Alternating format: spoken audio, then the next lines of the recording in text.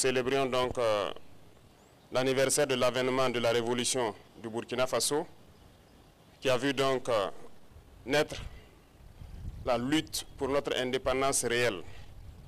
Le 4 août 1984, le Nord-Burkina Faso est né avec le drapeau que nous venons de monter, les armoiries, l'hymne national, tout a été changé. C'était un espoir de pouvoir donc donner un souffle nouveau à notre pays.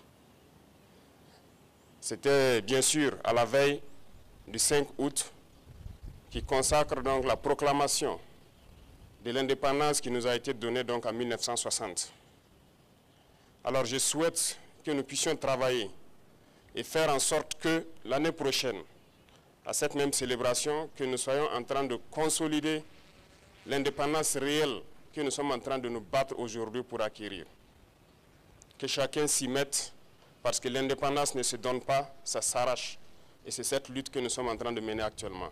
Depuis quelques semaines, je dirais de cela, il y a des rumeurs de tentatives de déstabilisation de notre pays.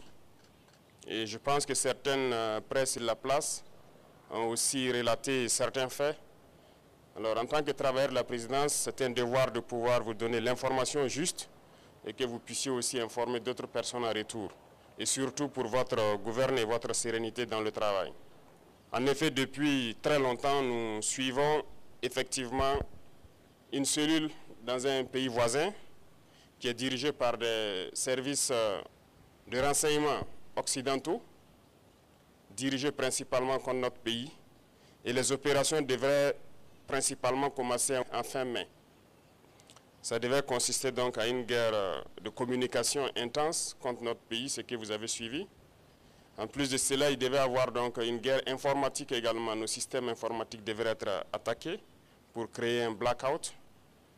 En plus de ça, il y a une guerre économique souple et passive, qui ne dit pas son nom, que nous avons aussi su contenir. Plusieurs projets d'attaque de points sensibles ont été planifiés. L'autre phase, c'était donc des assassinats ciblés qui ont été aussi planifiés. Et ensuite, les attaques de masse devraient avoir lieu donc au sein des FDS, mais surtout des attaques lâches qui devraient avoir lieu dans les villes et qui avaient pour cible principale donc les agents de la veille citoyenne que vous connaissez sous le nom de Waïa. Donc nous avons suivi effectivement le déroulement de leur plan et l'assaut final devrait donc avoir lieu à travers un recrutement, si je peux dire ainsi, d'agents à l'intérieur donc de nos rangs. Donc de la guerre de communication jusqu'à tout ce que j'ai cité, nous avons essayé de contenir la situation. Certaines personnes ont été arrêtées dans cette subversion. Dans les projets d'attaque, environ une dizaine, malheureusement, de personnels FDS qui ont été arrêtés avec des complicités avérées en lien avec les terroristes, qui sont différents de ceux qui sont dans la subversion. Donc ces personnels étaient en lien avec les terroristes, les donnaient les informations nécessaires pour mener des attaques. C'est malheureux que ce soit des Burkinabés et encore des personnels de FDS, mais c'est le cas.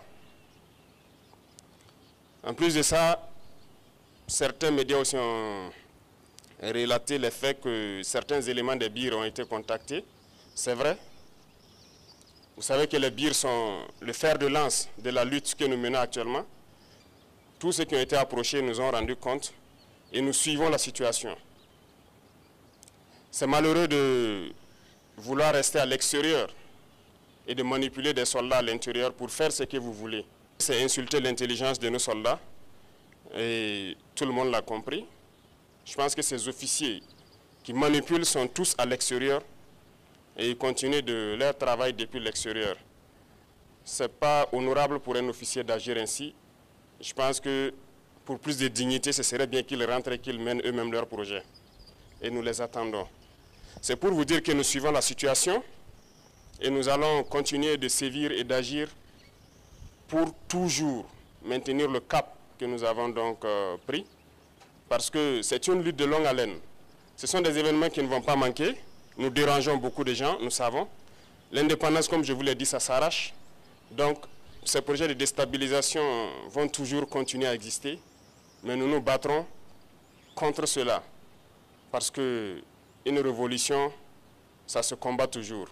Mais une révolution aussi, il y a des gardiens qui maintiennent la révolution et vous en faites partie. Il y a des gens qui n'ont pas été arrêtés jusque-là, qui pensent avoir eu la chance. Non, ils n'ont pas de chance. Nous les suivons. Donc tous ceux qui sont dans ces projets, c'est les inviter à se départir parce que nous n'allons pas hésiter un seul instant à agir comme il le faut pour l'intérêt du Burkina Faso. Et j'espère qu'ils nous comprennent et qu'ils nous entendent. Donc voilà l'information que je tenais à vous donner et que les gens soient sereins. Nous allons continuer d'évoluer. Nous prendrons toutes les mesures nécessaires pour que le Burkina Faso existe et soit comme nous le souhaitons.